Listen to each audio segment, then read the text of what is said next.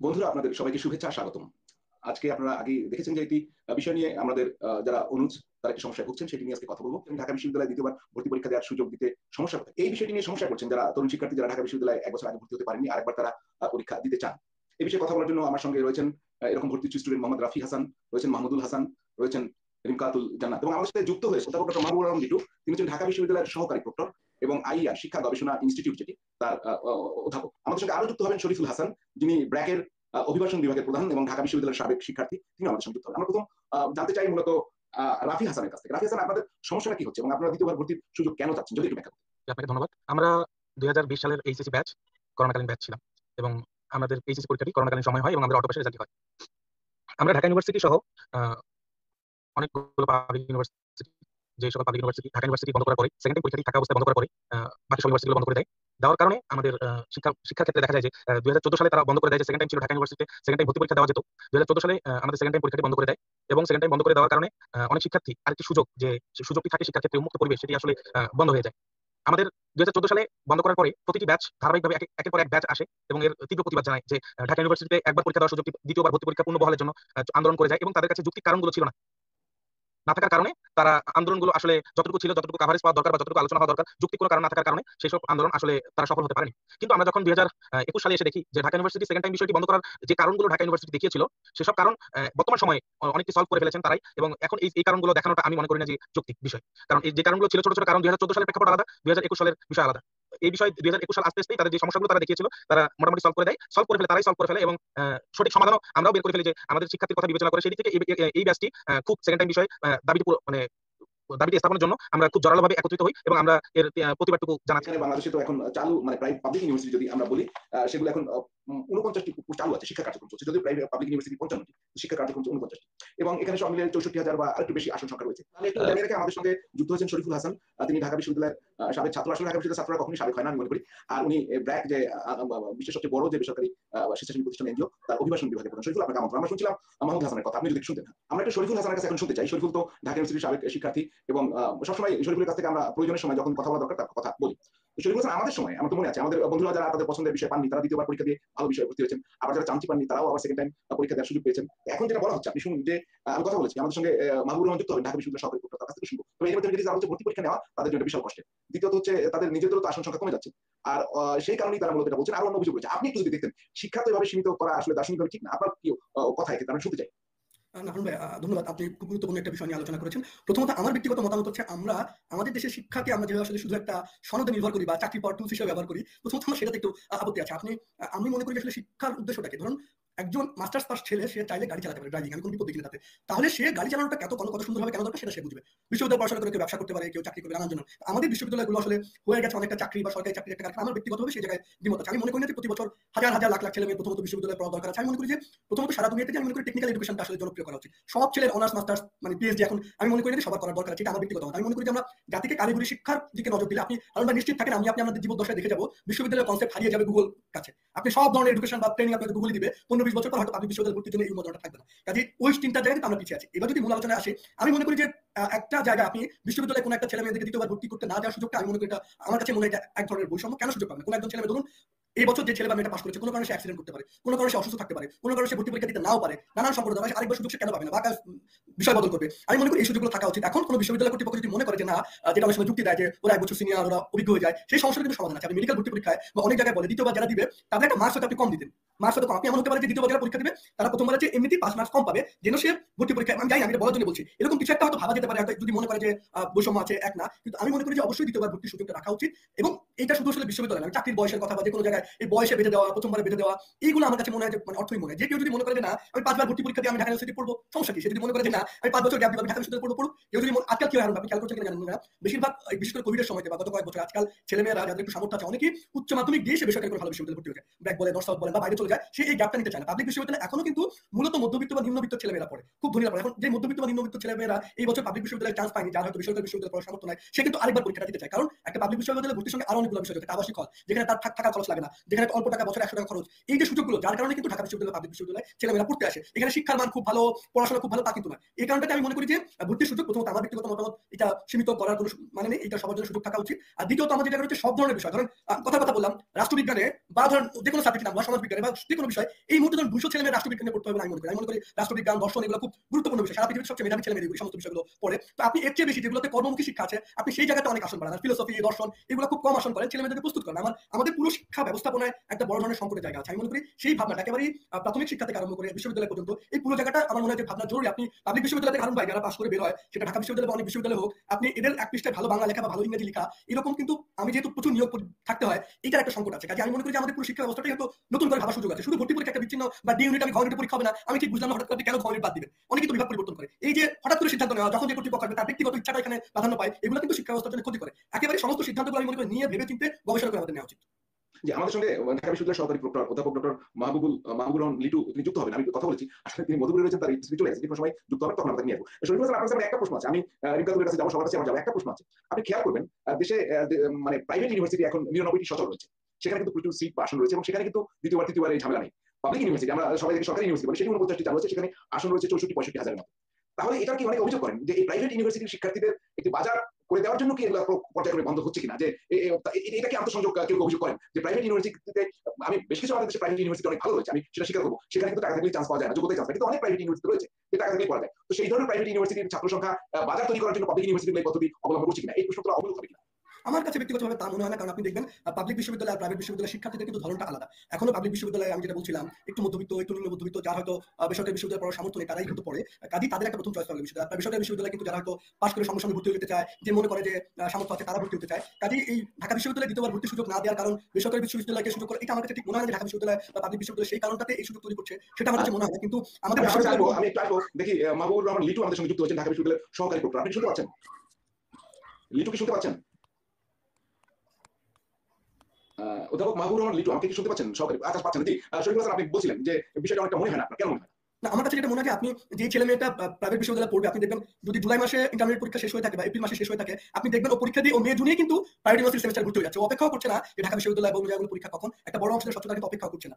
কাজেই আপনি এবং বেসরকারি বিশ্ববিদ্যালয়ে যেহেতু আপনি অনেক আছে, অনেকগুলোতে কিন্তু আজকে আপনি দেখবেন ছাত্রও পায় না। আপনি প্রথম সারি 10টা বাদে বাকি বেসরকারি বিশ্ববিদ্যালয় ফাঁকাই থাকে, ছাত্রও পায় না। আবার পাবলিক বিশ্ববিদ্যালয়ে আমরা কথা বলছি, অনেক পাবলিক বিশ্ববিদ্যালয় কিন্তু সিট ফাঁকা থেকে যায়। আমরা ঢাকা থাকে না, কিন্তু জেলায় জেলায় যে পাবলিক বিশ্ববিদ্যালয় আমরা করছি, এরকম অনেক পাবলিক বিশ্ববিদ্যালয়ের সিট কিন্তু ফাঁকা থেকে যায়। এবং আপনি দেখবেন জাতীয় বিশ্ববিদ্যালয় যেটা করে, শুরুতে একটা ভর্তি পরীক্ষা নিয়ে নেয়, টাকা দিয়ে ছেলেমেয়েরা ভর্তি হয়, তারপর ছেলেমেয়েরা আবার বিভিন্ন জায়গায় চলে যায়। সার্বিকভাবে বিশ্ববিদ্যালয়ে যে ব্যবস্থাপনা ভর্তিতে একটা সমন্বয় থাকা উচিত, সেটা আমাদের নেই। এবং আমাদের পুরো শিক্ষা ব্যবস্থাপনাটা আমি মনে করি যে সিদ্ধান্তগুলো খুব পরিকল্পনা করে নেওয়া হয় না, হুট করে একটা সিদ্ধান্ত নেওয়া, যার ফলে ক্ষতিগ্রস্ত হয় ছেলেমেয়েরা। একটু থাকবেন শরীফুল, আমরা একটু রিমকাতুলের কাছ থেকে শুনে আসি, তারপর আপনার একটু দয়া করে থাকবেন।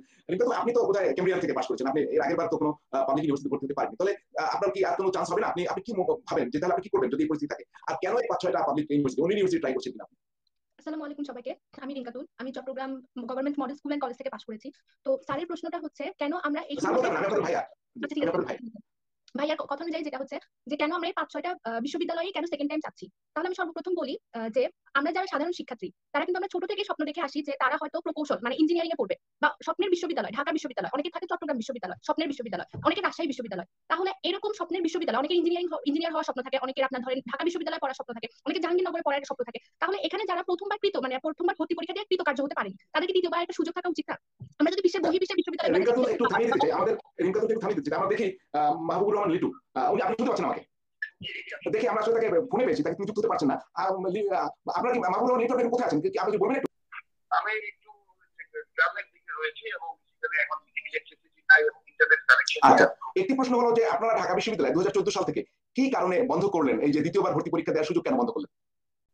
অত্যন্ত ধন্যবাদ, এবং এটা একটা প্রশ্ন। এবং আমরা এই 14 সালে বন্ধ করেছি, যেটা হয়তো আরো অনেক আগে ডিসিশন নেওয়া যেত। এবং গত বছর সিমিলার একটি কোশ্চেন আমাদের শিক্ষা মন্ত্রণালয়ের সর্বোচ্চ কর্তা ব্যক্তির সাথে আমার আলোচনা হচ্ছিল। তিনি আমাকে প্রশ্ন করেছিলেন সিমিলারলি যে আপনি তো বিদেশে অনেক হাই র্যাঙ্ক ইউনিভার্সিটিতে মাস্টার্স করেছেন, পিএইচডি করেছেন, সেখানে তো বৃদ্ধ বয়সেও একদম গ্রাজুয়েশন ফার্স্ট ইয়ারে ভর্তি করা যায়, তাহলে আপনারা কেন 14 সাল থেকে এটা বন্ধ করবেন? তখন আমি তাকে যে উত্তরটি দিয়েছিলাম সেই উত্তরটি আমি এখানে দিতে চাই। এবং যারা আজকে উপস্থিত হয়েছে তাদের মধ্যে অনেকে এই বিষয়টি নিয়ে আমাদের মাননীয় উপাচার্য এবং আখতারুজ্জামান স্যারের সাথে তারা কথা বলেছিলেন, স্যারও চমৎকার ভাবে তাদেরকে বলেছেন কোন প্রেক্ষাপটে আমরা এটা করেছি। মানে যখন সেই কর্তা ব্যক্তিকে আমি বলেছিলাম যে একটা ইউনিভার্সিটি এবং ইউনিভার্সিটি সবসময়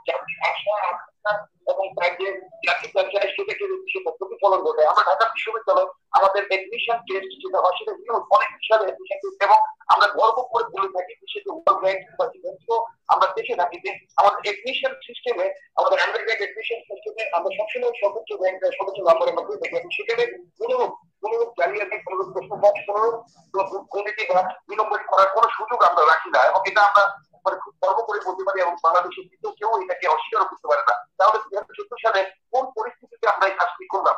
আপনারা জানেন যে আমরা 100 বছর অতিক্রান্ত করছি ঢাকা বিশ্ববিদ্যালয়, এবং আমরা অনেকগুলো ইনোভেশন বাংলাদেশের আর্থ সামাজিক অবস্থার প্রেক্ষিতে আমরা দেখলাম যে বাংলাদেশ সরকার আমাদের সরকারি বিশ্ববিদ্যালয়, একটা পাবলিক বিশ্ববিদ্যালয় যা সম্পূর্ণ টাকা আছে, ট্যাক্সের টাকা, জনগণের টাকা, যখন দ্বিতীয়বার সুযোগ আমরা দিচ্ছি, তখন আমরা একই সাথে অনেক শিক্ষা প্রতিষ্ঠানকে, অনেক ইউনিভার্সিটিকে আমরা ক্ষতি করছি, এবং একই সাথে অনেক কলেজকে ক্ষতি করছি, আমার নিজস্ব অনেক বিভাগকে আমরা ক্ষতি করছি। এখন এটা নিয়ে আপনারা অনেক ধরনের প্রশ্ন কিভাবে ক্ষতি করছি। এখন প্রথমবার একজন পরীক্ষার্থীরা ধরেন সে একটা সাবজেক্টের নাম বলছিল, তার ইচ্ছা ছিল কম্পিউটার সায়েন্স পড়বে। দ্বিতীয়বার সে পরীক্ষা দিয়ে তার এটা পার্সোনাল চয়েস, এখানে অনেক ধরনের থিওরিক্যাল অবস্থান রয়েছে, আমি সেই রাইস পরীক্ষা দিতে চাচ্ছি না। সে পরিবার পরীক্ষা দিয়ে কম্পিউটার সায়েন্সে ভর্তি হলো। যেই বিষয়ে তিনি ভর্তি হলেন, যখন সেকেন্ড ইয়ারে উঠলো, তখন সেটা হলো আমাদের সেখানে আসন খালি হলো। এটা ঢাকা বিশ্ববিদ্যালয় এটাকে মেনে দিতে পারে, কারণ আমরা জাতির পেশারের জন্য, জাতির জন্য অনেক কিছু ঢাকা বিশ্ববিদ্যালয় করে থাকি। কিন্তু আমরা যখন গ্রামের দিকে তাকাই, আমরা যখন প্রত্যন্ত অঞ্চলে ইউনিভার্সিটি গুলোর দিকে তাকাই, যে ফার্স্ট ইয়ার পরে সেকেন্ড ইয়ারে সেখানে ওয়ার্কের আসলে যেখানে আমাদের ভর্তি অনেকে ভর্তি হতে পারছে না। আর দ্বিতীয়ত একটা বিষয় হচ্ছে আমাদের ক্যাপাসিটি, আমরা কত পরিমাণ স্টুডেন্টকে ভর্তি পরীক্ষায় আমরা নিতে পারবো। এবং আরেকটা বিষয় আমাকে মনে রাখতে হবে clearly, higher education is not for all. উচ্চ শিক্ষা আমাদের শিক্ষা বিজ্ঞান বলে, যেহেতু আমি প্রফেসর অফ এডুকেশন এবং শিক্ষা গবেষণা ইনস্টিটিউটের পরিচালনা পর্ষদের সদস্য এবং একই সাথে ঢাকা বিশ্ববিদ্যালয়ের সহকারী প্রক্টর, এটা আমাদের মনে রাখতে হবে higher education is not for all. উচ্চ শিক্ষা সকলের জন্য না, আমার প্রাইমারি এবং সেকেন্ডারি এডুকেশন সবার জন্য। এবং বাংলাদেশের এডুকেশন সংবিধান অনুযায়ী সেকেন্ডারি এডুকেশন হচ্ছে টার্মিনাল বা প্রাথমিক শিক্ষা, টার্মিনাল এডুকেশন। তারপরে এই হায়ার এডুকেশনে আমরা বলতে করলাম নাম্বার 1 কারণ হচ্ছে যে অনেক ইউনিভার্সিটি, অনেক শিক্ষা প্রতিষ্ঠান ক্ষতিগ্রস্ত হচ্ছিল। দ্বিতীয়বার পরীক্ষা দিয়ে আমাদের এখানে আসেন, এবং আমার অনেক ডিপার্টমেন্টেও দেখা গেল যে আসন খালি থাকতো, যে ফার্স্ট ইয়ারে ভর্তি হলো, তারা ফার্স্ট ইয়ার শেষ হয়ে দ্বিতীয়বার পরীক্ষা হতো। আবার নিশ্চয়ই আপনারা বলবেন যে আমি লাইনে রেখে শুনবো। আপনি বলুন, আমরা এরপর আপনার সাথে আরো কথা বলবো। জি,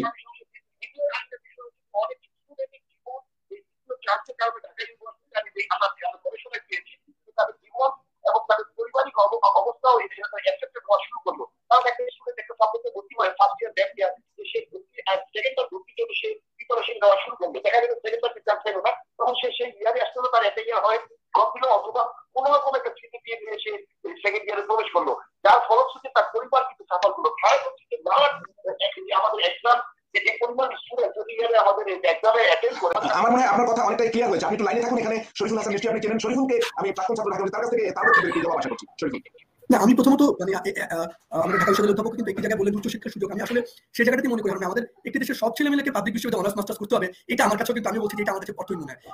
আমরা এমন যদি করি, যেটা কারিগরি শিক্ষার কথা বলছি আমরা, বা সেই ধরনের দক্ষতা ভিত্তিক আসলে আমি মনে করি স্কিলের দিকে যাওয়া উচিত। সবার ইউনিভার্সিটি অনার্স মাস্টার্স দরকার আছে বলে আমি মনে করি না। দ্বিতীয়ত আমাদের স্যার যে উচ্চ শিক্ষার মান বা অন্য অনেক কিছু বললেন যে দ্বিতীয়বার ভর্তি হলে আসন খালি থেকে যাবে, এগুলো এটা আমার কাছে খুব মানে আপনি প্রথমবার একবারে ভর্তি পরীক্ষা দিলেও অনেক ছেলে মেয়ে কিন্তু ভর্তি হওয়ার পরেও সে কিন্তু যখন চলে যায়, ধরুন কথা সে প্রথমবার ভালো সাবজেক্ট পেল না, সে অন্য কোথাও চলে গেল, একটা সার্টেন পিরিয়ড পর এরকম প্রচুর ছেলে মেয়ে সে বেসরকারি বিশ্ববিদ্যালয়ে চলে যায়, নানান জায়গায় চলে যায়, পাবলিক বিশ্ববিদ্যালয়ে বিপুল পরিমাণ আসন কিন্তু ইতিমধ্যেই ফাঁকা থাকে। এটা তো আপনি বন্ধ করতে পারছেন। এটা যদি এমন ভাবে হতো যে আপনি যে ধরুন কথা সে যে প্রতি পাবলিক বিশ্ববিদ্যালয়ে যে পরিমাণ সিট ফাঁকা থাকছে, ওইটা তো আপনি এমনিতেই ফাঁকা থেকে যাচ্ছে, তার মানে তো ক্ষতিগ্রস্ত হচ্ছে। তো সেই জায়গাটাতে যদি এটা এমন ভাবে করা যেত যে না, আপনি সে মনের পছন্দ করবে। দেখুন, আমি ধরুন কথা আমার ইংরেজিতে পড়ার ইচ্ছা, ধরুন সাংবাদিকতা পড়ার ইচ্ছা আমার, এখন আমি যদি ইংরেজি না পাই বা সাংবাদিকতা না পাই, বাকি 4-5 বছর পড়াটার মধ্যে কিন্তু আনন্দ নাই, সে এটা এনজয় করবে না। এই পড়া বা না পড়ার মধ্যে আমি দেখি যে বেশিরভাগ ছেলে মেয়ে সে যে পড়ছে সেই বিষয়টাকে করছে না। সেই জন্যই তাকে আমি শুধু দিতে পারি। আপনি যদি বছরে 3টা সেমিস্টার করেন সমস্যা কি? আপনি এখন প্রশ্ন হলো আপনি আবাসিক সবাইকে দিতে পারবেন কিনা? আপনি প্রতি বছর ইন্টারমিডিয়েট পরেই একটা কারণ ভর্তি পরীক্ষা, বছর 2বার ভর্তি পরীক্ষা দেন, আপনি আসন সংখ্যা কমান, ভালো সাবজেক্টগুলোতে আপনি কোন ধরনের সাবজেক্ট আপনি আপডেট করবেন সেটা আপনি রাখেন।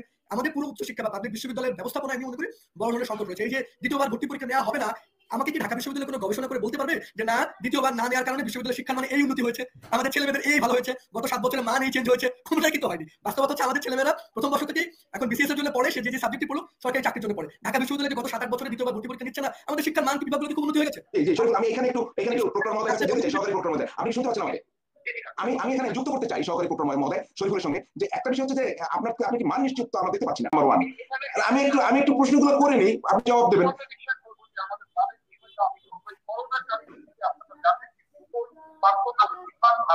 আমাদের যদি আমাদের কোয়ালিটিতে আমাদের আপডেট না করতো, একটা বাংলাদেশের একটা ইউনিভার্সিটি সেখানকার গ্রাজুয়েট তার প্রাইভেট চার্টার ডিমান্ড পাচ্ছে 5 জন, এবার পত্রিকা আছে আরো কয়েকজনকে তারা জব দিয়ে গেছে। তাহলে কোয়ালিটির বিষয়টা কিন্তু আবার ডিফারেন্ট অ্যাসপেক্টে আমরা ব্যাখ্যা করতে পারি। আরেকটা বিষয় হচ্ছে যে প্রাইভেট, কেউ অভিযোগ করছেন যে প্রাইভেট ইউনিভার্সিটিতে তো প্রচুর জায়গা খালি আছে, এই পাবলিক ইউনিভার্সিটিগুলো সেকেন্ড টাইম ভর্তি পরীক্ষার সুযোগ না দিয়ে প্রাইভেট ইউনিভার্সিটিগুলোকে ছাত্র পাওয়ার একটা সুযোগ করে দেয়, এটা কোনো ইন্টারনাল কোনো রিলেশনশিপ তৈরি হয়েছে কিনা?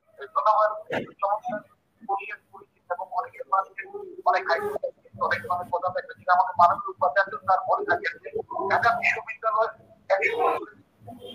আমাদের রয়েছে এবং সবাইকে, কিন্তু আমাদের আমাদের মধ্যে আমরা ম্যানেজ করতে পারি।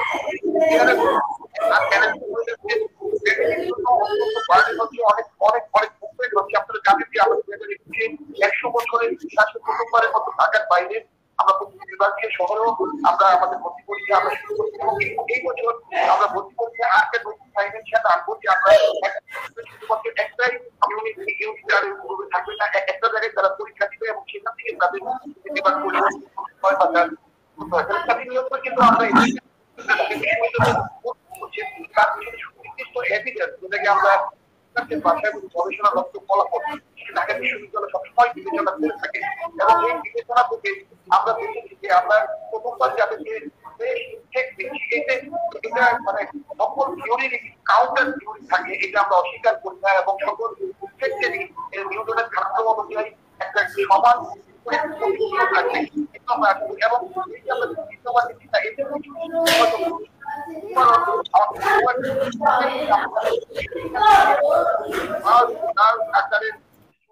আমরা ভিতরে একটা সাউন্ড পাচ্ছি, যদি কারোর ভিতরে সাউন্ডটাকে আনমিউট করে দেবেন। হ্যাঁ জি বলুন বলুন, শুনতে পাচ্ছি।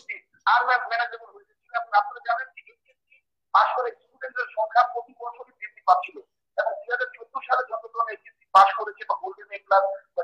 কিন্তু একটা বিষয় তো ঠিক প্রক্টর মহোদয়, সরকারি প্রক্টর মহোদয়, যে বাংলাদেশের বিশ্ববিদ্যালয় পাবলিক ইউনিভার্সিটি কিন্তু এখন উচ্চ পদ্ধতি, আপনারা তো প্রবেশ করেননি। যদি সব বিশ্ববিদ্যালয় একসঙ্গে পরীক্ষা হতো তাহলে তাই সমস্যা থাকতো না, সেটা তো সুযোগটা আপনারাই দিচ্ছেন না, ঢাকা ইউনিভার্সিটি তো বাইরে রয়েছে।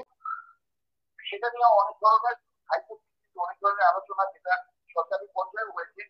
ঢাকা বিশ্ববিদ্যালয় একটা নির্দিষ্ট ফিলোসফি সোশ্যাল জাস্টিস সুযোগের সমতার উপর বিশ্বাস করে এবং ঢাকা বিশ্ববিদ্যালয় যেহেতু তার নিজস্ব একটা সিস্টেম একদিনে গড়ে ওঠে নাই, এই এডমিশন সিস্টেমে আমরা এখন টপ সিস্টেম যেকোনো হারবার্ড অক্সফোর্ড বলেন তার চেয়েও আমাদের এডমিশন সিস্টেমটা অত্যন্ত স্বচ্ছ এবং আমরা যদি গুচ্ছ হতে যাই আমাদের এখানে কিছু লিমিটেশন কিছু সমস্যা আমরা আইডেন্টিফাই করেছি। গুচ্ছ নিয়ে কিন্তু 2 বছর ধরে আমাদের উপাচার্য মহোদয় বিভিন্ন মহলে সরকারি বিভিন্ন পলিসি না, কিন্তু আপনারা নিয়ম করেছেন দ্বিতীয়বার ভর্তির সুযোগ পাবে না, ভর্তি পরীক্ষার সুযোগ পাবে না, কিন্তু এটা কেন করেন না যে একবার যারা ভর্তি হবে তাদেরটা শেষ হয়ে গেল, কিন্তু যারা একদমই ভর্তির চান্স পায়নি তাদের জন্য কি দ্বিতীয়বার সুযোগ করা যায় না? অথবা তারা মানে এটা কি করা, অথবা এটা কি যে আমি ধরেন এবছর এসএসসি পাস করলাম, ভর্তি পরীক্ষা দিলাম না, কিন্তু পরের বার দিতে পারবো? একটু আমাকে ক্লিয়ার করুন।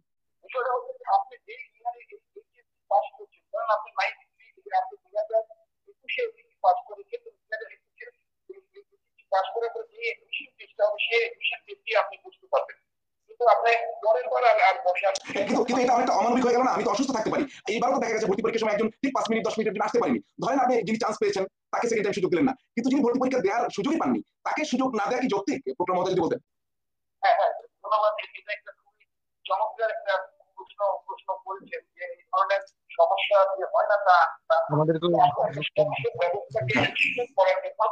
দ্বিতীয়বার বলে আমাদের যে সমস্যাটা আপনারা জানেন 2012-13 এই সময়টাতে বা 2009 আর এই সময়টাতে একটা টিউশন টিচার বা বিভিন্ন ধরনের যে একটা এডমিশন সিস্টেমের উপর ছিল এবং আমাদের যেটা বলছিলাম যে আমাদের যে ম্যান পাওয়ার রয়েছে, আমাদের যে অর্গানোগ্রাম রয়েছে, অর্গানোগ্রাম কিন্তু বৃদ্ধি পায় নাই। আমরা অস্বীকার করছি না যে কিছু স্টুডেন্ট যে এখানে ডিপ্লয় হতে পারে এবং তাদের জন্য আমরা দুঃখ বোধ করি না, তাও না, কিন্তু আমাদেরকে সবার আগে রাষ্ট্রীয় প্রতিষ্ঠান থেকে বাঁচিয়ে রাখতে হবে। আমাদের যদি এডমিশন সিস্টেমে কোন দুর্বলতা প্রকাশ পায় বা এডমিশন সিস্টেমটা যদি কোন আমাদের সমস্যা তৈরি হয়, এটা কিন্তু সারা রাষ্ট্র। জি আমরা একটু ওদের কথা, আপনাদের কাছে ওদের প্রশ্ন রয়েছে, আমরা যদি এক এক করে শুনতাম তারপর নিশ্চয়ই শরীফুল কথা বলবেন। আমি আমাদের ছেলে মেয়েদের শুধু নরমালি বলি, ভাই যে কোনো একটা সিদ্ধান্ত নেওয়ার লোকে যুক্তি প্রমাণ লাগে। আমাকে ঢাকা বিশ্ববিদ্যালয়ের কোনো শিক্ষক প্রশাসন কি বলতে পারবে যে 2014 সালের ভর্তি পরীক্ষায় কতজন ছেলে মেয়ে আছে যারা দ্বিতীয়বার পরীক্ষা দিয়েছে বা তাদের মধ্যে কতজন সুযোগ পেয়েছে? এই ডেটা কি আছে? কিসের বক্তব্য আমি সিদ্ধান্ত দিচ্ছি? আমাকে যদি বিশ্ববিদ্যালয় প্রশাসন বলতে পারতো যে 2010 সালের ভর্তি পরীক্ষায় দ্বিতীয়বার পরীক্ষা দিয়েছে এতজন, তাদের মধ্যে চান্স পেয়েছে এতজন, এরকম তথ্য প্রমাণ কোনো কিছু নেই, এটা একটা সিদ্ধান্ত আমি নিতে ইচ্ছা করলে দ্বিতীয়বার দিলাম না, নাই আমার ডিএমিট নিলাম না, নাই আপনি একটা সিদ্ধান্তের পেছনে একটা গবেষণা থাকবে যে না আমার ডেটা বলছে গত 20 বছরে দ্বিতীয়বার ভর্তি সুযোগ দেওয়ার কারণে দ্বিতীয়বার এতজন পরীক্ষার্থী পরীক্ষা দিয়েছে, তাদের এতজন টিকেছে, তার ফলে বিশ্ববিদ্যালয় এই হয়েছে, কোনো তথ্য প্রমাণ নেই। আপনি কিসের বলে সিদ্ধান্ত নেবেন? আমার ইচ্ছা হলো ডিএনএ ভর্তি পরীক্ষা না, ইচ্ছা হলো দ্বিতীয়বার নিলাম না, আমাকে এই যে আমাদের সহকারী প্রক্টর মহোদয় কি বলতে পারবেন যে তার আগে 10 বছরে দ্বিতীয়বার কতজন ছেলে পরীক্ষা দিয়েছে, এক একটা বিশ্ববিদ্যালয়ে ভর্তি পরীক্ষা 50,000 ছেলের কতজন দ্বিতীয়বার চান্স পায়, এই তথ্য আমাদের কাছে আছে। আমি নিশ্চিত করে বলছি ঢাকা বিশ্ববিদ্যালয়ে প্রায় 16-17 বছর সাংবাদিকতা করেছি, এই ধরনের কোনো তথ্য প্রমাণ আমাদের ঢাকা বিশ্ববিদ্যালয়ে এরকম ডেটা অ্যানালাইসিস আপনি নাই। আপনি কিসের বলে ডিএনএ ভর্তি পরীক্ষা আপনি বাদ দিচ্ছেন? কারণ মনেই হতে পারে যে বিজ্ঞানের ছাত্র আমি পড়বো না, আমি ইকোনমিক্স পড়বো, আমি জার্নালিজম পড়বো, আমি যেমন বিজ্ঞান থেকে আমি সাংবাদিকতা অন্য সাবজেক্টে পড়েছি। আপনি আমাদের শিক্ষা ব্যবস্থার কোনো সিদ্ধান্ত দিয়ে যুক্তি দিয়ে তথ্য প্রমাণ যে আমরা নেই না বলি আজকে ঢাকা বিশ্ববিদ্যালয় আমার সাবজেক্ট হার্ভার্ড অক্সফোর্ডের নাম বলছে, হার্ভার্ড অক্সফোর্ডের মান কোথায়, আমার ঢাকা বিশ্ববিদ্যালয়ের মান কোথায়? আমার সম্মানিত শিক্ষক যদি সেটা জানতেন আমি কোন জায়গায় কোন তালিকায় আছি, আমি কিসের বলে বলি আমার ঢাকা বিশ্ববিদ্যালয়, আমার বিশ্ববিদ্যালয় পড়াশোনার মানটা কি, আমার ছেলে মেয়েদের মানে বিসিএস এর জন্য তৈরি করা, আমার কি গবেষণাটা আমার শিক্ষকরা করেছেন, এইগুলো যদি বলতে যাই হারুন ভাই, এগুলো আমার শিক্ষকদের সাথে, কারণ সাংবাদিকতার সুবাদে হারুন ভাই আমি বিশ্ববিদ্যালয়ের খুব কাছ থেকে আমরা আমাদের শিক্ষক শিক্ষা প্রশাসন সমস্ত এখানে পার্সোনালি বিশ্বাস করে হারুন ভাই ইগো চলে আসে। আচ্ছা ডি ইউনিটের শিক্ষকটা হতে, আচ্ছা আমি ডি ইউনিট চাই না, আচ্ছা অমুক বিভাগ আমি চাই না। আপনি অনেক সিদ্ধান্ত নেওয়ার ক্ষেত্রে ব্যক্তিগত ইচ্ছা অনিচ্ছা ভিসি প্রক্টর এগুলো কোনো গবেষণা ছাড়া আমাকে তথ্য দিক। ঢাকা বিশ্ববিদ্যালয় কর্তৃপক্ষ যে সিদ্ধান্ত নেওয়ার পিছনে আগে 10 বছরে দ্বিতীয়বার এই চান্স পায় নাই, তাদের পড়াশোনার মান, আচ্ছা ঢাকা বিশ্ববিদ্যালয় গত 20 বছরের পড়াশোনার মানে কি গবেষণাটা হয়েছে, কোন বিভাগে হয়েছে, একই তো নোট পড়তে পড়তে মুখস্থ করতে করতে চলে যায়। এগুলো লাস্ট সেশনে মাত্র বরাদ্দ গবেষণায় 7 কোটি টাকা, এবং এটাও তো আমরা জানি যে এই গবেষণার একটা অংশ তারা গবেষণা ভাতা হিসেবে নিয়েছেন, শিক্ষা গবেষণা করেননি। আমি আরো কিছু প্রশ্ন নিয়ে নিই, ওরা যারা শিক্ষার্থীরা রয়েছে, রাফি হাসান যদি, তারপরে আপনি একসঙ্গে জবাব দেবেন, তারপরে রিমকাতুল যদি বলেন। জি আমাকে প্রশ্ন করেন, আমার তো অনেক কিছু বলার আছে। কিছু বলার আছে, বলুন বলুন, এক করে বলুন, আগে রিমকাতুল বলুন, আপনি তো শুনছেন প্রক্টর মহোদয়। হ্যাঁ আমাদের মাননীয় প্রক্টর স্যার যেটা বলতেছিল যে উচ্চশিক্ষা সবার অধিকার নয়, তাহলে উচ্চশিক্ষা যদি আমাদের অধিকারই না হয়ে থাকে বা উচ্চশিক্ষা যদি আমরা সুযোগই না পাই, তাহলে আমরা দেশকে আগায় নিয়ে যাবো কিভাবে? আমার স্যারের কাছে এটাই প্রশ্ন, যেখানে আমরা সবাই চাচ্ছি যে বিশ্ববিদ্যালয়ে পরীক্ষা দিয়ে বা বিশ্ববিদ্যালয়ের মাধ্যমে আমরা উচ্চশিক্ষা নিয়ে দেশকে আগায় নিয়ে যাবো, সেখানে উচ্চশিক্ষা যদি আমাদের সবার জন্যই না হয় তাহলে কিভাবে আমরা দেশকে আগায় নিয়ে যাবো? আর উনি বারবার এই পয়েন্টটা তুলতেছেন যে ফার্স্ট টাইমে অনেকেই আছে যারা ফার্স্ট টাইমে পরীক্ষা দেওয়ার পরও সেকেন্ড টাইম আবার পরীক্ষা দেয়। বিশ্ববিদ্যালয়ে আমরা ভর্তি হই আমরা যাতে ভবিষ্যৎ জীবনটা ঠিকঠাক মতো নিয়ে যেতে পারি, এমন একটা সাবজেক্ট করি যে সাবজেক্টটা আমার পছন্দ, যে সাবজেক্টটাকে ইউটিলাইজ করে আমরা আমাদের ভবিষ্যৎ জীবনটা ঠিকঠাক মতো প্রপারলি যাতে আমরা আমাদের লক্ষ্যে পৌঁছাতে পারি। তাহলে একটা মানে স্টুডেন্টের কি অধিকার নেই তার পছন্দের সাবজেক্টটা নিয়ে পড়াশোনা করার?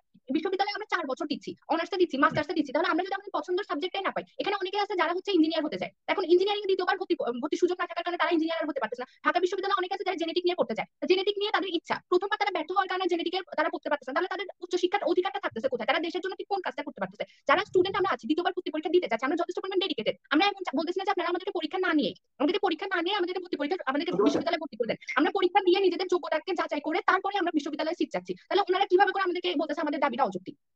যে দাবিগুলো দেখায় ওনারা বিশ্ববিদ্যালয়ে 2014 সালের পর থেকে দ্বিতীয়বার ভর্তি পরীক্ষার সুযোগ অফ করে দিয়েছে, আমরা প্রত্যেকটা জিনিসের সমাধান দিতে পারি, ওনারা আসুক সাধারণ শিক্ষার্থীর সাথে আলোচনায় বসুক, আমাদেরকেও যুক্তি দেখাক, আমরা আমাদের যুক্তি দেখাই। আমরা শিক্ষার্থীদের সাথে স্যারদের সাথে একটা পিতা এবং সন্তানের সম্পর্ক বানাতে যাচ্ছি, কিন্তু ওনারা আমাদের সাথে আলোচনায় বসতে যাচ্ছে না। আমার মনে হয়, এটা আমার ব্যক্তিগত মতামত, যে ওনাদের কাছে যথেষ্ট পরিমাণ যুক্তি নেই। এই যে সাংবাদিক ভাইয়া যিনি আছেন উনি বললেন যে ঢাকা ভার্সিটির ইচ্ছা হলো তারা বিশ্ববিদ্যালয়ের ঘর ইউনিট বন্ধ করে দিল, তারপর ঢাকা ভার্সিটির ইচ্ছা হলো যে ওরা দ্বিতীয়বার ভর্তি পরীক্ষার সুযোগ বন্ধ করে দিল। আমাদেরকে প্রপার যুক্তি দেখাক বা আমাদেরকে প্রপার ইনফরমেশন দেখ যে হ্যাঁ এই কারণে আমরা বন্ধ করে দিচ্ছি, আপনারা গবেষণার ফলাফল আমাদেরকে দেখান। এই যে আমরা মধ্যবিত্ত শিক্ষার্থী যারা আছি তারা যে আমরা পাবলিক বিশ্ববিদ্যালয়ে ভর্তি হতে পারতেছি না, আমরা ন্যাশনাল সিট পাচ্ছি না, এই অটো পাসের ব্যাচেরা, এটা কি ওনাদের দেখা উচিত নয়?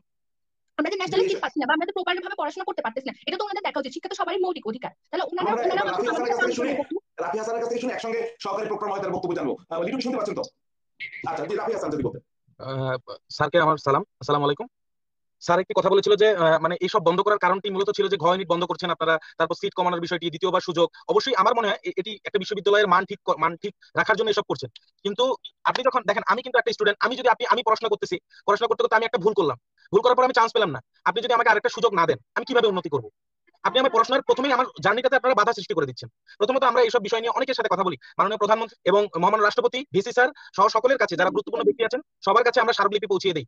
প্রথমে আমরা চেয়েছিলাম যে আমরা কোনো ধরনের সমাবেশ করবো না, কোনো ধরনের কোনো কিছুতে জড়াবো না। আমরা আশা করেছিলাম ভিসি স্যার আমাদেরকে আশ্বস্ত করবেন এবং আমাদেরকে যিনি আমাদের রিমকা বললো যে পিতা এবং সন্তানের মতো আমাদের বিষয়গুলো সেইভাবেই বিবেচনা করার বিষয়। আমরা এই বয়সে কেন যাবো রাস্তায়? আমরা রাজু ভাস্কর্যের সামনে সমাবেশ করি, আমরা 30 তারিখে সমাবেশ করার পর আমরা তারপরে আমরা এই স্মারকলিপিতে পৌঁছাতে যাই আপনাদের প্রশাসনিক ভবনের ওখানে, আমাদের স্মারকলিপি নেয় না, স্মারকলিপি রিসিভ কপি দেয় না, যে আমরা যে পৌঁছাই মানে আমাদের কথাটি যে তাদের কাছে পৌঁছিয়েছে সেটাও আমরা ঠিক মতো জানি না। অনেক ধরনের শিক্ষকদের বলি, তারা বলে যে আমরা আমাদের পাশে এই পর্যন্ত কথার জবাব নিয়ে নি, তাই তো শুরু এই পর্যন্ত কথা জবাব নিয়ে নি, যদি সহকারী প্রক্টর মহোদয় বলতেন। অনেকগুলি প্রশ্ন আছে। আমি হারুন ভাই আবারও একটু প্রশ্নটা মনে করে দিই আমার শিক্ষক স্যারকে, আমি একটু স্যারকে আবারও মনে করে দিই যে স্যার আপনারা যে দ্বিতীয়বার ভর্তি পরীক্ষা নিচ্ছেন না, স্যার আপনি কি কোনো তথ্য প্রমাণ দিয়ে ডেটা কি আছে স্যার যে আমাদের দ্বিতীয়বার ভর্তি পরীক্ষা দিলে ঠিক কি পরিমাণ ছেলে মেয়ে দ্বিতীয়বার চান্স পায়, গত 10 বছরে কি পরিমাণ পেয়েছে, এর ফলে গত 7 বছর না হওয়াতে কি শিক্ষা ব্যবস্থা উন্নতি হয়েছে, আমাদের কি এরকম কোনো গবেষণা তথ্য প্রমাণ কিছু স্যার আপনার কাছে আছে? থাকলে যদি আমাদের দিতেন স্যার। ধন্যবাদ। এটা খুব চমৎকার আপনি একটা প্রশ্ন করেছেন এবং সবগুলো প্রশ্নই আমরা কিন্তু কখনোই অযৌক্তিক শব্দটা বলিনি। যৌক্তিক অযৌক্তিক এটা একটা তুলনামূলক আপেক্ষিক একটা শব্দ, কারণ আমরা ইউনিভার্সিটির অবস্থান থেকে জাতির আশা আকাঙ্ক্ষার বাতি করে অবস্থান করছি। ঢাকা বিশ্ববিদ্যালয়ের যে কোনো রিফরমেশন কোনো ব্যক্তিগত ইচ্ছায় হয় না।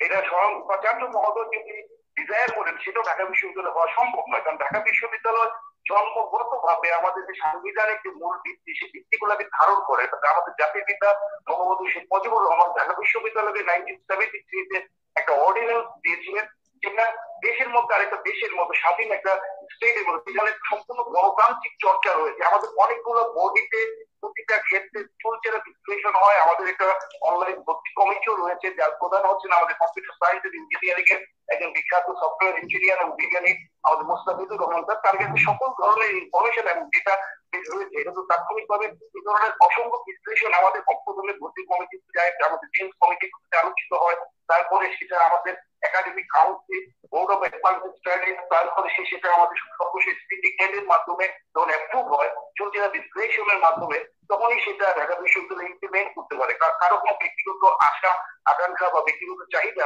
ইউনিভার্সিটি কখনোই এটা ইমপ্লিমেন্ট হতে আমরা দেখিনি। আপনাদের মনে রাখতে হবে যে বাংলাদেশের যে আর্থসামাজিক প্রেক্ষাপট আমাদের 1975 এর পরে যখন জাতির পিতা বঙ্গবন্ধু শেখ মুজিবুর রহমান সপরিবারে শহীদ হলেন, তারপরে ঢাকা বিশ্ববিদ্যালয় কি হয়েছে, অনেকগুলো উপাচার্যকে পদত্যাগ করতে হয়েছিল। ওই সামরিক সরকারদের তাদের ডিজায়ারকে তারা ধারণ করতে পারে নাই বলে তারা কিন্তু পদ ছেড়ে দিয়েছে ঢাকা বিশ্ববিদ্যালয় থেকে অনেকগুলো উপাচার্য আমাদের।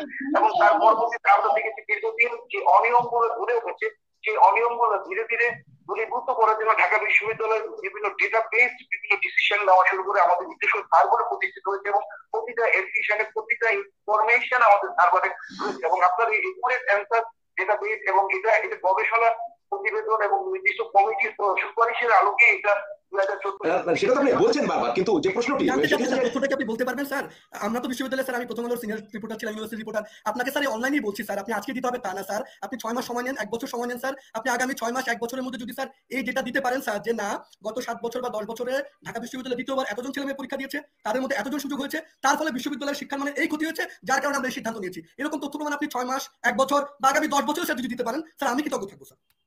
আচ্ছা, আমাকে একটু সময় দিতে হবে। আমাকে আসলে স্যারকে যেহেতু পেয়েছি, আমার আসলে কিছু কথা বলার খুব জরুরি এবং সে যদি শুনে আমাদের স্যাররা তো জি ঢাকা ইউনিভার্সিটি 14 সালে যখন বন্ধ করে, 14 সালে বন্ধ করার পর ধারাবাহিকভাবে প্রতিটা পাবলিক ইউনিভার্সিটিতে বন্ধ করে দেয় সকল কিছু, এবং বন্ধ করে দেওয়ার কারণে যে শিক্ষার্থীগুলো একবার সুযোগ পায় পরে আর কোনো পরীক্ষা দেওয়ার সুযোগ পাচ্ছে না। আমাদের দেশে আপনাকে চিন্তা করতে হবে যে দেখেন আমরা কিন্তু অধিকাংশ মধ্যবিত্ত পরিবারের এবং মধ্যবিত্ত পরিবারের সন্তানরা কিন্তু পাবলিক ইউনিভার্সিটিতে ঢোকার সুযোগটা বারবার চায়, কারণ একবার যদি আপনি একবার কৃতকার্য হলেন না, পরের বার যদি আপনি সুযোগটা তাকে না দেন সেই ছাত্রটা যাবে কোথায়? এখন তো জাতীয়তে দেখা যাচ্ছে 2টাতে A+ পাওয়ার পর অনেকের হচ্ছে না, আমরা যাবো কোথায়?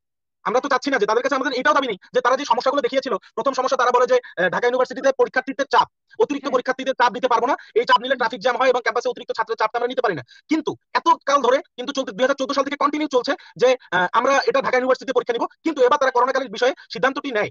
করোনাকালীন বিষয়ে সিদ্ধান্তটি নেয়। আমি না, তাদের আরেকটি প্রশ্ন ছিল, এটা আমি শুনেছি, শোনার পরে তার অ্যান্সারটা দিচ্ছি। আসলে তারা বলেছিল যে বিভাগীয় মানে শহরে অতিরিক্ত শিক্ষার্থীর চাপ থাকার কারণে তারা পরীক্ষার্থী নিতে পারে না, কিন্তু তারা এবার কিন্তু সিদ্ধান্ত নিয়েছে যে আমরা এবার থেকে ঢাকা ইউনিভার্সিটি পরীক্ষার বিভাগীয় পর্যায়ে নিব, অতিরিক্ত ছাত্রের চাপটা থাকছে না কিন্তু কোনো কালে। আর অক্সফোর্ডের সাথে তুলনার বিষয়গুলো প্রাচ্যের অক্সফোর্ড তুলনাগুলো প্রাচ্যের অক্সফোর্ডে কিন্তু দ্বিতীয়বার পরীক্ষা দেওয়ার সুযোগ বা একের অধিক পরীক্ষা দেওয়ার সুযোগটা রয়েছে। সো আপনি যদি আমাদেরকে প্রশ্নফাজের বিষয়টি ছাত্রদের উপর চাপান, প্রশ্নফাজের অন্যান্য আপনাদের যে সমস্যাগুলো রয়েছে ট্রাফিক জ্যাম বা অতিরিক্ত ছাত্রের পরীক্ষার্থীদের সিট নিতে পারবো না, এই সব তো আমাদের দায়িত্ব না। আমরা স্টুডেন্ট মানুষ, আমরা একবার সুযোগ চাচ্ছি, যৌক্তিকভাবে প্রতিটি আছে, ভালো ভালো জায়গায় আছে। কেন অক্সফোর্ডে তো 2বার সুযোগ আছে, অক্সফোর্ডে ভালো ভালো ছাত্র, যে যিনি ভাইয়া আছেন বললো যে আপনার কেন বয়সের ভিতর সীমাবদ্ধ থাকবো? আমি একটু তাকে থামাই, আমার যে কথা বলছি আমার বিশ্ববিদ্যালয় ভর্তি চোখে থামাই। আমি শুধু নরমালি যুক্ত করে, হারুন ভাই আমরা যে আলোচনা করছি এটা কোনো রকেট সায়েন্স না, এটা মহাকাশ গবেষণা না। সারা পৃথিবীতে বিশ্ববিদ্যালয় আছে, সারা পৃথিবীতে ভর্তি পরীক্ষা খুব সহজ সিস্টেম। হারুন ভাই আপনি প্রতি বছর উচ্চ মাধ্যমিকের পর সারা দেশে আপনি একটা ভর্তি পরীক্ষা নিয়ে ফেলেন, একটা ভর্তি পরীক্ষা আপনি সিরিয়ালি সব ইউনিভার্সিটি দিয়ে দেন, সহজ সিস্টেম। আপনি আমার ঢাকা বিশ্ববিদ্যালয়ে আলোচনা করছি, আমি নিশ্চিত করে বলতে পারি আমার ঢাকা বিশ্ববিদ্যালয়ের শিক্ষার মান, শিক্ষকদের মান, গবেষণার মান সবকিছু এত নিম্ন দিকে। আমাদের স্যার যে ঢাকা বিশ্ববিদ্যালয়ে বলছেন, উনি বলছেন রাজনৈতিক বিষয়। আমরা ঢাকা বিশ্ববিদ্যালয়, আমার বিশ্ববিদ্যালয় আমরা যখন কথা বলি 52, 71, 90 আমরা আমাদের রাজনৈতিক সাফল্যের কথা বলি, আমিও বলি আমরা আগস্টে আন্দোলন করেছি, লেখাপড়ার মান গবেষণা এই জায়গায় আমাদের কি অবস্থা আমরা সবাই জানি। আমি স্যারকে 6 মাস, শুধু 6 মাস না, আমি আমার পুরো ঢাকা বিশ্ববিদ্যালয় কর্তৃপক্ষকে সময় দিলাম আমার কর্তৃপক্ষ এসে আজকে বলুক যে আমরা এই ডেটা আমাদের কাছে আছে, এই ডেটার ভিত্তিতে আমরা সিদ্ধান্ত নিয়েছি। আমি আপনাদের বিষয়টা একেবারে একটা রাজনৈতিক বিষয়। আমার স্যার বললেন, আমার মনে হয় মাহবুবুর লিটুকে তার বক্তব্য দেওয়ার সুযোগ দেওয়া।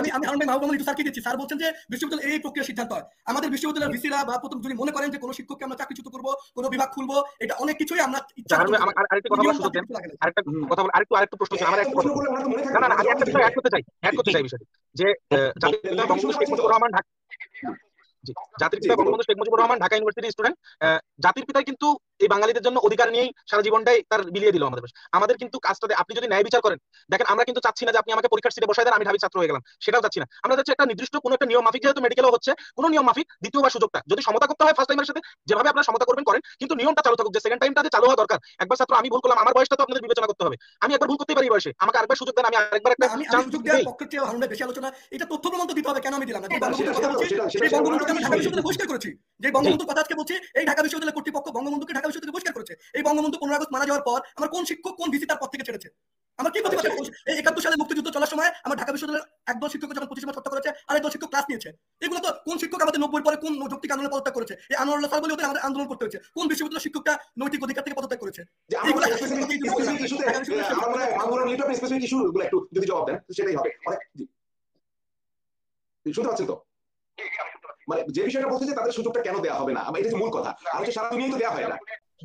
আমি আশান্বিত হচ্ছিলাম, আমরা আশা দেখি এবং আমরা আশা দিয়ে বেঁচে থাকি এবং আমরা আশা রাখি যে স্বপ্নের সময় বাংলা করবো। এই কোর্সগুলো ফিজিক্যালি লাইভ করা হচ্ছে, এগুলো আমাদের জন্য কিন্তু পজিটিভ। নেগেটিভলি নেওয়ার কোনো সুযোগ নাই, এটা দর্শকদেরও কোনো ভাবার সুযোগ নাই যে এখানে ঢাকা বিশ্ববিদ্যালয়কে সমালোচনা করা হচ্ছে। সমালোচনা আমরা আত্মসমালোচনা করার মাধ্যমেই আমরা সামনে এগিয়ে যাবো এবং আমাদের সাংবাদিক ভাই যে কথাগুলো বলছেন তার কথাগুলো ছিলাম এবং আমাদের যেটা রয়েছে এবং ভর্তি কমিটির যিনি প্রধান, আমাদের অনলাইন ভর্তি কমিটি এবং আমাদের সার্ভার তিনি দেখেন আমাদের অধ্যাপক ডক্টর মোস্তাফিজুর রহমান স্যার, তাদের সাথেও যোগাযোগ করতে পারেন। আগে থেকে বলতে হয়তো আমি তার সাথে যোগাযোগ করে যেটা আপনাদের সামনে নিয়ে আসলাম। তাহলে আমাদের সেকেন্ড টাইম ভর্তির যে সমস্যাগুলো সেটা আমরা বলেছি এবং ঢাকা বিশ্ববিদ্যালয়ে অনেকগুলো প্রক্রিয়ার মাধ্যমে এবং তারা যেটা বলেছে স্মারকলিপি আমরা নেই না, আমি নিজে স্মারকলিপি গ্রহণ করে তাদেরকে মাননীয় উপাচার্য মহোদয় সামনে দিয়ে গিয়েছিলাম এবং মাননীয় জিজ্ঞেস করেন একাধিকবার এবং মাননীয় উপাচার্য মহোদয় তাদেরকে বুঝিয়ে বলেছেন যে বাবা আমরা কেন পারি না বা কেন আমরা এই সিদ্ধান্তে আসলাম বা কেন এই সিদ্ধান্তটা আমাদের দেশের সাথে বা আমাদের ইউনিভার্সিটির সাথে একটা রেসিডেন্সিয়াল ইউনিভার্সিটি আমরা কেন ফিস কমাতে আমরা বাধ্য হচ্ছি? কারণ আমরা মাননীয় প্রধানমন্ত্রীর নির্দেশনা ইন্ডাস্ট্রিয়াল রেগুলেশন 4.0 কে আমরা যাতে অ্যাড্রেস করতে পারি সেভাবে ঢাকা ইউনিভার্সিটিকে আমরা তৈরি করতে যা একটু হয়েছে বা আগে একটু হয় নাই সেটা আমরা যদি আমরা এখন সেই আলোচনা করলে সারাদিনই আমাদের কেটে যাবে। আমরা সামনের দিকে তাকাই, সামনে আমরা সুন্দর সূর্যের দিকে সুন্দর ভোরের দিকে আমরা যদি তাকাই সেটা তৈরি হচ্ছে আমার ইনস্টিটিউট শিক্ষা গবেষণা ইনস্টিটিউট আমার সেখানে শিক্ষার প্রচুর ডিমান্ড সারা দেশেই রয়েছে। তারপরেও আমরা সিট কমিয়েছি। আমাদের সিট গুলো যেভাবে বেড়েছিল যে একটা ডিপার্টমেন্ট যখন চালু হয় 10 থেকে 15 থেকে সর্বোচ্চ 30 সিট নিয়ে শুরু হয় এবং তারপরে বিভিন্ন প্রেশারের কারণে সিট গুলো বাড়ানো হচ্ছে। আমার ক্যাপাসিটি এক একটা ডিপার্টমেন্ট ঢাকা ইউনিভার্সিটি 7,100 আমার ফার্স্ট ইয়ারে আমরা ইনটেক নিতে পারি, কিন্তু আমার ক্যাপাসিটি হচ্ছে 4,000। আমরা 4,000 বলে কোয়ালিটি টিচিং আমার শিক্ষকদের পক্ষে সম্ভব হবে, কিন্তু সেখানে আমরা নানাবিধ কারণ এটা রাখতে ট্যাক্সের টাকায় চলে। আমাদের মতো আমিও মফস্বলের এবং আমিও একটা প্রত্যন্ত পরিবার থেকে উঠে আসে, আমিও কিন্তু কোনো ধনী পরিবারের সন্তান না। আমাদের ম্যাক্সিমাম শিক্ষক আমার মাননীয় উপাচার্য মহোদয় পরিবারের সন্তান ছিলেন না, তারাও সেই মফস্বল থেকে তারা এসেছেন। তাহলে আমরা এই সিদ্ধান্তটা নিচ্ছি আমাদের ফিউচারকে যাতে আরো ব্রাইট আমরা করতে পারি, আমরা যাতে আরো দেশকে কন্ট্রিবিউট ঢাকা বিশ্ববিদ্যালয় করতে পারি। হ্যাঁ এটা সত্যি আমাদের 2,000 স্টুডেন্ট 2,000 টিচার হয়েছে, কিছু টিচারের বিরুদ্ধে অভিযোগ হয়েছে, কিন্তু এই কথাটা বলা হলো যে শিক্ষকদের রিসার্চ নয়। আপনারা যদি কিউএস র্যাঙ্কিং এখন যে স্টাডি করেন ওভারঅল র্যাঙ্কিং কথা বলবো না, টিচার এক্সপোজার এটা অ্যাপ্রুভ এই পয়েন্টটাতে দেখেন যে এই পয়েন্টটাতে দেখবেন যে ঢাকা বিশ্ববিদ্যালয়ের শিক্ষকদের এই যে র্যাঙ্কিংটা কোথায় আছে এটা আমাদের পৃথিবীর টপ 50 ইউনিভার্সিটি টিচারদের যে এক্সপোজার সেই কাছাকাছি ঢাকা বিশ্ববিদ্যালয়ের শিক্ষকদের ক্ষেত্রে রয়েছে। তাহলে এখানে সমস্যাটা কি যে শিক্ষকদের ইনোভেশন নতুন রিসার্চ সবচেয়ে কৌশল এই ধরনের তৈরি হচ্ছে না কেন? এই বিষয়ে অনেকগুলো আমাদের রাষ্ট্রীয় সিস্টেম থেকে শুরু করে অনেকগুলো কারণ এখানে কাজ করছে যে ওভার টিচিং লোড হবে। আপনি চিন্তা করেন আমি প্রফেসর হওয়ার পরেও আইনে রয়েছে যে আমি 10 ক্রেডিটের কোর্স আমি নেব, কিন্তু আমাকে কোর্স নিতে হচ্ছে 5টা। প্রতিটা কোর্সে আমার হলো 60 থেকে 100 জন স্টুডেন্ট। এই যে আমার 6 মাসের সেমিস্টার 2 মাস যদি আমরা করোনাকালীন আমাদের একটা লার্নিং রিকভারি প্ল্যান আমরা ঢাকা বিশ্ববিদ্যালয়ে করেছি, শিক্ষার্থীদের শিক্ষক ক্ষতি লার্নিং লস রিকভারি প্ল্যান। সেই প্ল্যান অনুযায়ী আমরা সেমিস্টার করে 4 মাসে করার জন্য আমরা একটা পরিকল্পনা মাস্টার প্ল্যান নিয়েছি এবং আমাদের ছুটিগুলোকে আমরা কর্তন করেছি। আমরা আমাদের যে ছুটিগুলো ছিল সেই ছুটিগুলো বাঁচিয়ে আমরা ক্লাস দিচ্ছি। এখন আমার যদি 5টা কোর্স, প্রতিটা কোর্সে আমার অ্যাসাইনমেন্ট রয়েছে, 2টা করে কোর্স রয়েছে, ফাইনাল পরীক্ষা রয়েছে এবং আবার কিছু কোর্সে সুপারভিশন ডিটারমিনেশন বিষয় রয়েছে। তাহলে একজন শিক্ষক সে এই টিচিং রোল ম্যানেজ করে কিভাবে সে ঠিক আছে, আপনি আমাদের শেষ করতে হবে। আমি একটা প্রশ্ন করি আপনাকে, আপনারা করবেন। আচ্ছা, একদম সিনসিয়ারলি বলেন তো, আপনি আমাদের স্ট্রাকচারের কথা বলেছেন, ইনফ্রাস্ট্রাকচারের কথা বলেছেন, কোয়ালিটি এডুকেশনের কথা বলেছেন, সবই মানলাম। তারপরেও রিভিউ করার সুযোগ আছে কিনা? কারণ শিক্ষা থেকে তো আসলে এভাবে সংকুচিত করা যায় না। ঢাকা ইউনিভার্সিটি এখন, আমি বলি, ঢাকা বিশ্ববিদ্যালয় এখন বলছে যে তার কোয়ালিটি এডুকেশনের জন্য এখন সিট 1000 কমিয়ে দিয়েছে। তো এত বছরেও তো আর কি ইনফ্রাস্ট্রাকচার গ্রো করেনি, কোয়ালিটি এডুকেশন এনশিওর করতে পারেনি। এই শিক্ষার্থীদের সেকেন্ড টাইম ভর্তি দেওয়ার যারা আসলে লাকিলি হয়নি অথবা আনলাকিলি হয়নি, আসলে এটি রিভিউ করার কোন সুযোগ আছে কিনা, আমরা এটা জানতে চাই। আমরা এই প্রশ্নের সাথে যুক্ত করি, যখন বিশ্ববিদ্যালয় মঞ্জুরি কমিশন বলে ইভিনিং এমবিএ তে হাজার হাজার ছেলে মেয়ে ভর্তি হলে শিক্ষার ক্ষতি হয়, তখন ইভিনিং এমবিএ আমাদের ভর্তি বন্ধ করতে ইচ্ছা করে না। আমরা ইভিনিং এমবিএ নামে এত ব্যাঙের ছাতার মতন আমাদের শিক্ষকরা সন্ধ্যার পর এত ক্লাস কেন নেন? ইভিনিং এমবিএ তো আমাদের মঞ্জুরি কমিশন বন্ধ করতে বলেছে, সেটা আমরা কেন বন্ধ করি না? জি জি, বলুন সহকারী প্রক্রমা। ধন্যবাদ। পৃথিবীতে দ্বিতীয় কোনো বিশ্ববিদ্যালয় যদি খুঁজে পাওয়া যায়, আমি তাই বলছি, তাহলে আমাদের ঢাকা ইউনিভার্সিটির কোনো শিক্ষকই আমরা থাকবো না। আমাদের প্রতিষ্ঠাকালীন সময় বিশ্ববিদ্যালয়ের আয়তন ছিল 603 একর, বর্তমানে রয়েছে 211 একর। তাহলে কোন ইউনিভার্সিটি আয়তন 100 বছরে 400 একর কমেছে, মানে অ্যারাউন্ড 400% কমে, 200% কমে গেল, এটা কিন্তু নাই। কেন কমেছে? ঢাকা ইউনিভার্সিটি এই আয়তন কেন কমলো? কারণ একটা নতুন রাষ্ট্র যখন গঠিত হলো, সেই রাষ্ট্রের মান হিসেবে, জন্মদাতা হিসেবে তার ব্যাংকে দিতে হয়েছে রাষ্ট্রের রাজধানী, রাষ্ট্রের মন্ত্রিসভা, ক্যাবিনেট, তাদের বাসস্থান ইত্যাদির কারণে বিভিন্ন গবেষণা প্রতিষ্ঠান, বাংলা একাডেমি বা এই ধরনের প্রতিষ্ঠানকে জায়গা করে দেওয়ার জন্য ঢাকা ইউনিভার্সিটি সার্টিফাইড করেছে। কিন্তু আমরা এখন যখন আপনাদের এই প্রেশার গুলা, এই কথাগুলো হচ্ছে, এই প্রেশার গুলো আমাদেরকে রিয়েলাইজ করতে বাধ্য করছে যে আমাদের আসলে যে 200 একর জমি রয়েছে এটা কিন্তু আর বাড়ানো সম্ভব হচ্ছে না। 200 একর তাহলে এর মধ্যেই আমাদেরকে 400 একর জমি কোথায় গেল? জমি কারা নিয়েছে? কেউ কি কে ফেলেছে অথবা কেউ দখল করেছে? খুবই দুঃখজনক আলোচনা হারুন ভাই। একর জমির সাথে বিশ্ববিদ্যালয় শিক্ষার মানের কোনো সম্পর্ক নেই। এটা কি হয়? আমার শিক্ষা গবেষণা করার জন্য ঢাকা বিশ্ববিদ্যালয় জমিগুলো দিতে হয়েছে। ঢাকা বিশ্ববিদ্যালয়কে দিতে আমি বলবো যে এটা নেগেটিভ পজিটিভ কিছু না, এটা একটা certified for building a nation. এটা একটা নেশনকে তৈরি করার জন্য একটা বিশ্ববিদ্যালয় কোথাও সার্টিফাইড করতে পারে। আমি কিন্তু জমি হয়েছে না হয়েছে ডিবেট করছি না, আমি বলছি যে কতটুকু সার্টিফাইড করতে পারে একটা বিশ্ববিদ্যালয় একটা রাষ্ট্রের জন্য, এটা একটা প্রমাণ। 400 একর জমি নাই, এটা রাষ্ট্রের জন্য ঢাকা বিশ্ববিদ্যালয়কে সার্টিফাইড করবো। আমি অন্য শব্দ ব্যবহার হারুন ভাই, আমাকে একটু সময় দিয়ে। কথা আপনারা বলেছেন, বাংলাদেশের সব কোনো কিছুই রকেট সায়েন্স, কোনো কিছুই এডুকেশনে আমরা হিউম্যান রিসোর্স নিয়ে যেহেতু কাজ করি, আমরা হিউম্যানকে নিয়ে ডেভেলপমেন্টের জন্যই ঢাকা বিশ্ববিদ্যালয় দেশের জন্য যে পরিমাণ রিসোর্স আমাদের তৈরি করার জন্য যেহেতু কাজ করছে, এবং সেহেতু এই দ্বিতীয়বার ভর্তি পরীক্ষা এই মুহূর্তে হয়তো আমাদের ঢাকা বিশ্ববিদ্যালয়ের পক্ষে একটা ইনফরমেশন প্রসেসর রয়েছে, আমাদের যে মাস্টার প্ল্যান করা হয়েছে, আমাদের এখানে 97টা হাইরাইজ বিল্ডিং করতে আমরা করতে যাচ্ছি। এই হাইরাইজ বিল্ডিং হলে আমাদের যে ক্লাসরুম পার স্টুডেন্টের কতটুকু জায়গা একটা ক্লাসরুমে থাকা লাগে তার ইন্টারন্যাশনাল স্ট্যান্ডার্ড রয়েছে। কেন আমাদের আজকে র্যাঙ্কিং আমরা পিছনে? কারণ তাহলে কি তখন কি রিভাইজ করা যাবে কিনা, মানে ওদের সেকেন্ড টাইম ভর্তি পরীক্ষার সুযোগ দেবেন কিনা? তখন সুযোগ দেওয়া হবে কিনা সময় আসলে আমাদের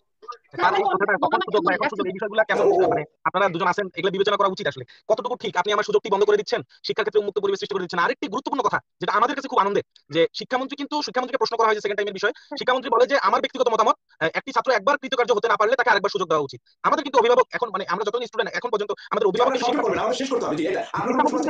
শিক্ষামন্ত্রী তার ব্যক্তিগত মতামত দিয়েছে আরেকবার সুযোগ দেওয়া উচিত।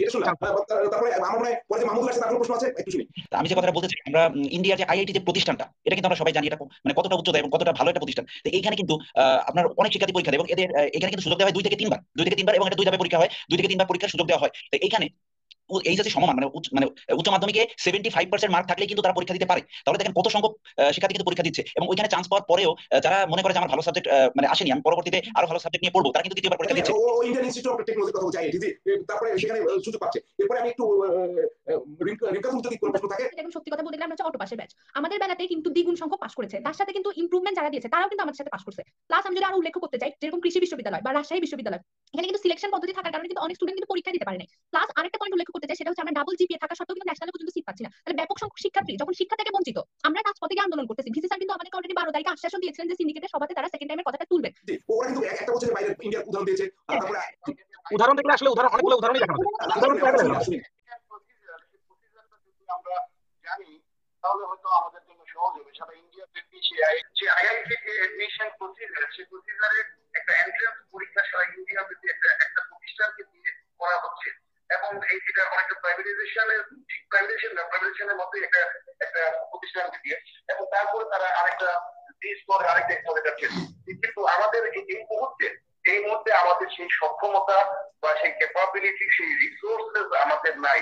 রিসোর্স সীমাবদ্ধ থাকার কারণে আমাদের বাজেট সম্পর্কে অলরেডি শরীফুল ভাই চমৎকার ভাবে বলেছে যে আমাদের রিসার্চ বাজেট 7%। তারপরও আমাদের যে পরিমাণ research paper international tourist banking জার্নালে গত বছর প্রকাশ হয়েছে, একটা পেপার প্রকাশ করতে অনেক জার্নালে $500 to $800 দরকার হয়। এটা ক্লিয়ার রিভিউ করে সব জার্নাল নেচার বা এই ধরনের জার্নালে।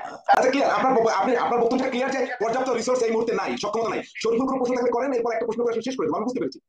না মানে এই আপনি পর্যাপ্ত রিসোর্সের সাথে দ্বিতীয়বার ভর্তি পরীক্ষা কি সম্পর্কে আমি জানি না। আপনি যদি দ্বিতীয়বার ভর্তি পরীক্ষা দিলে আপনি 4,000 ছেলে মেয়ে নেবেন। আপনি যদি কোনো ডিপার্টমেন্টে 100 হয়, আপনি তো 100ই নেবেন। আমি যদি প্রশ্ন করি, প্রশ্নপত্র ফাঁস হলে শিক্ষক কর্মকর্তাদের ছেলেরা কোটায় ভর্তি হলে আপনি তখন বিশ্ববিদ্যালয়ের মান নষ্ট হয় না। আমার বিশ্ববিদ্যালয়ের একটা শিক্ষা গবেষণা ইনস্টিটিউট আছে, তারা যদি প্রতি বছর রিপোর্ট প্রকাশ করতো ঢাকা বিশ্ববিদ্যালয়ের শিক্ষার মানের কি অবস্থা, কোন বিভাগের কি অবস্থা, ভর্তি পরীক্ষায় এত ছেলে মেয়ে নিলে কি হয়, আজকে যদি তথ্য নেই, একজন শিক্ষক যিনি আমাদের সহকারী প্রক্টর স্যার যদি নিশ্চয়ই একটা দায়িত্বশীল পদে আছেন, দেখেন স্যারের কাছেও তথ্য নেই, আমি নিশ্চয়ই বিশ্ববিদ্যালয় প্রশাসনের কাছে নেই। না উনি লিখেছেন, মোস্তাফিজুর রহমান স্যারের কাছে রয়েছে, উনি দেবেন। শরীফুল আপনার অপেক্ষা করতে হবে। আমি আমার ঢাকা বিশ্ববিদ্যালয় আমার প্রতিষ্ঠান, আমার খুব আবেগের প্রতিষ্ঠান, ভালোবাসার প্রতিষ্ঠান, আপনারও তাই। আমি মনে করি এই বিশ্ববিদ্যালয়টা জাতিকে পথ দেখাবে। যে কোনো সিদ্ধান্ত নিতে গেলে যদি যুক্তি প্রমাণ দিয়ে বলতে পারি যে না সত্যি সত্যি দ্বিতীয়বার ভর্তি পরীক্ষা না নিলে আমার দেশের শিক্ষা ব্যবস্থার এই হবে, তাহলে কিন্তু সেটা আমরা সবাই মানবো। স্যার যে বলছে রিসোর্স নাই, আপনি প্রথমবার ভর্তি পরীক্ষা নিলেও 4,000 নিচ্ছেন, দ্বিতীয়বার ভর্তি নিলে তো শিক্ষার সাথে রিসোর্সের কি সম্পর্ক? আপনার তো এই যে এগুলো তো মানে কথার জন্য কথা বলতে হবে। আপনি তো একই রকম ক্যাপিটালের শিক্ষক কর্মকর্তাদের ছেলেমেয়েরা যখন পড়ে মাত্র পাস করলে তখন বিশ্ববিদ্যালয় মানে প্রশ্ন ক্লিয়ার হয়েছে। আমার কি মাহবুব রহমান সাহেব কিছু বলবেন? আপনার কাছে আমাদের প্রশ্ন এটাই যে রিসার্চের সাথে আমাদের দ্বিতীয়বার ভর্তি পরীক্ষা নেওয়ার সম্পর্কটা কোথায়? স্যারকে যদি জিজ্ঞাসা করতে রিসোর্সের সাথে সম্পর্কটা কোথায় আমরা বলেন। আপনি যদি ঠিক করেন যে স্যারকে আমি যে জন্য বলি যে আমরা যদি ঠিক করি যে 2022 সালে আমরা 3,000 ছেলে মেয়ে দিব, আপনি দ্বিতীয়বার ভর্তি পরীক্ষা দিলে তো আবেদনকারী আপনার যতই হোক আপনি তো 3,000 ছেলে মেয়ে দিচ্ছেন। এমন না যে দ্বিতীয়বার ভর্তি পরীক্ষা আপনি সিট বাড়াচ্ছেন, আপনি তো 3,000 ছেলে মেয়ে পরীক্ষা নেবেন, তাদের জন্য ক্লাস করাবেন। রিসোর্সটা ক্লিয়ার। শরীফুল ওনাকে একটু জবাব শুনি আমরা। জি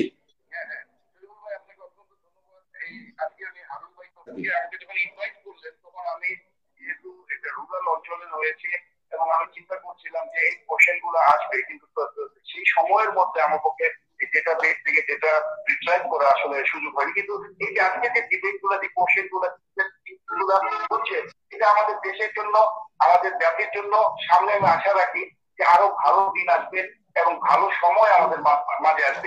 টেকনিশিয়ান টেস্টে যে কত একটা প্রেশারের বিষয়, কত একটা মেন্টাল প্রেশার থাকে, এটা এই ভিতর সিস্টেমের মধ্যে না থাকলে বাইরে থেকে বোঝা এটা আসলে খুবই খুবই কষ্টকর।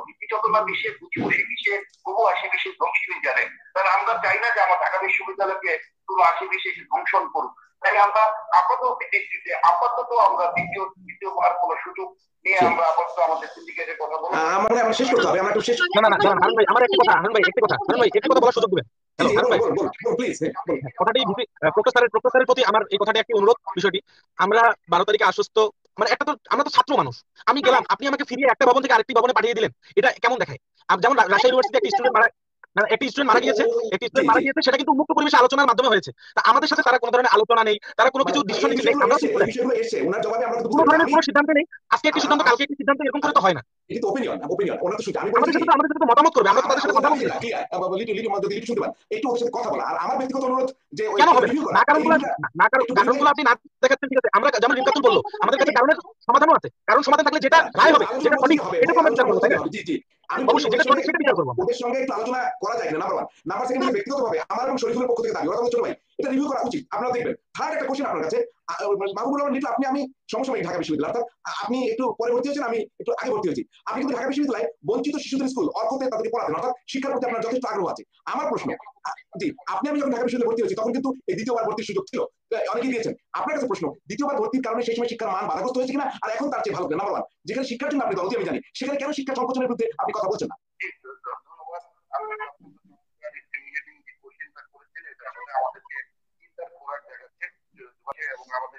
আমরা বিশ্ববিদ্যালয়ের মাস্টার প্ল্যান মাননীয় উপাচার্য মহোদয়ের নেতৃত্বে আমরা করেছি এবং মাননীয় প্রধানমন্ত্রী বঙ্গবন্ধু কন্যা সেই জননেত্রী শেখ হাসিনা যে মাস্টার প্ল্যান নিজে দেখেছেন, নিজে থেকে অ্যাপ্রুভ করেছেন, সেই মাস্টার প্ল্যান যদি আমরা ইমপ্লিমেন্ট করতে পারি, আমরা আপনাদের কথা দিতে পারি যে অনেক কিছু রিভিউ হবে। আমরা এখন শেষ করে দিচ্ছি। আসলে আমরা আশাবাদ শুনছি কিন্তু সমাধান পাচ্ছি না। স্যার আশা তো দেওয়াই হয়েছে। এখন কথা হচ্ছে ওনারা যে কথাগুলো বলতেছেন যে আমাদের চাপ নিতে পারবেন না, তাহলে আমরা কোথায় যাই? ওনারা তো কোথায় যাবো সেটা বড় কথা না। 8টা বিভাগে তো পরীক্ষা নিচ্ছেনই, তার সাথে যদি আমাদের সেকেন্ড টাইম আমাদেরকে সুযোগ দেওয়া হয়, প্লাস ওনারা যেটা বলতেছেন যে রিসার্চের বিষয়টা, রিসার্চ করা দরকার, তারপরে কি আমরা সেকেন্ড টাইম দিব, কোন আমলে দেওয়া হবে? ওনারা 8টা বিভাগে পরীক্ষা নিতে এটা কিন্তু হারুন ভাই আরেকটি কথা শুনেন, একটু শুনে রাখেন। এটা 14 সাল থেকে হয়ে আসছে। ছোট ছোট আমাদের বড় ভাইরা যারা 14 সালে বন্ধ, 15 সালে ব্যাচ, প্রতিটা ব্যাচ আসে ছোটখাটো করে পরে, তাদের কাছে সমাধান ছিল না। কিন্তু এটা কি এইভাবে চলবে? আমাদের নিয়ে কেউ কথা বলবে না নাকি? বিবেচনা করার মানুষ নেই? আমরা প্রধানমন্ত্রী বরাবর প্রধানমন্ত্রীর সাথে খুবই ক্লিয়ার। আমার মনে হয় উনি জাতির পিতা কন্যা সূচক, জাতির পিতা কন্যার কথা বলেন। আমরা জাতির পিতা কন্যাকে অনুরোধ করবো যদি এই অনুষ্ঠানটি দেখে আমাদের এই বিষয়টাতে তিনি সর্বোচ্চ ভূমিকা রাখুক, কারণ আমরা এই সময়টাতে খুবই অসহায়। কারণ কি হচ্ছে এখানে, যেখানে আপনি বিচার করতে পারবেন না কোনটা রাইট কোনটা রং, সেখানে কোথায় মূল্যায়ন কোথায় থাকলো? আপনার উচ্চপদস্থ মানুষ আমাদের কথা আমাদের সাথে আলোচনা করেন, যেটা রায় পাবে, আমি ছোট হতে পারি, আমার কথাটা সঠিক হলে আমার টাকা রায় দিতে হবে। সেটা তো বলেছেন বারবার। আমরা শেষ করে দেই প্রক্টর মহোদয়ের কাছ থেকে আশার কথা শুনতে চাই। এই তরুণদের হতাশার মধ্যে ফেলে রাখবেন না, কোন একটা আশা দিতে পারবেন আপনি? আমরা কাউকে হতাশার মধ্যে ঢাকা বিশ্ববিদ্যালয় রাখতে করেছেন সেই মাস্টার প্ল্যান নিয়ে আমরা আশা রাখি যে সেই মাস্টার প্ল্যান ইমপ্লিমেন্টের পরে অনেক কিছুই আমরা রিভিউ করবো। এই রিভিউ যেতে এই বিষয়টিও আমাদের মাঝে থাকবে। এই বলে আমি বিদায় নিতে যাচ্ছি। আমার আরেকটি শিডিউল মিটিং রয়েছে আমাদের কথা বলবো। আসলে আমরা যে শুনলাম, আসলে উনি কোনো আশ্বাস দিতে পারছেন না, আমরা ক্লিয়ার। কিন্তু আপনাদের দাবিগুলো যৌক্তিক সই তুলতে বললেন, আপনারা নিজেরা বললেন। আমার পক্ষ থেকে ঢাকা বিশ্ববিদ্যালয় প্রশাসন, শিক্ষামন্ত্রী সবার কাছে রাষ্ট্রের সর্বোচ্চ পর্যায়ে বলি যে দ্বিতীয়বার পরীক্ষা দিতে দিলে শিক্ষার মান অবনয়ন হবে বা না দিলে উন্নয়ন হবে, এটি কোনো যুক্তি হতে পারে না। শরীফুল নিজেও বলেছে এই ধরনের কোনো গবেষণা নেই। আসলে তাদেরকে বঞ্চিত করার আমি কোনো যুক্তি খুঁজে পাইনি। আমি মনে করি অবশ্যই এটি অবশ্যই বিবেচনা করবে এবং তারা আশাহত হবে না। এই তরুণরা, এই আমাদের ছোট ভাই বোনেরা যদি আশাহত হয় তাহলে আমাদের কষ্ট লাগে। ভালো থাকবেন সবাই। আপনাদের সবাইকে ধন্যবাদ। শুভরাত্রি। আসসালামু আলাইকুম সবাইকে। ধন্যবাদ।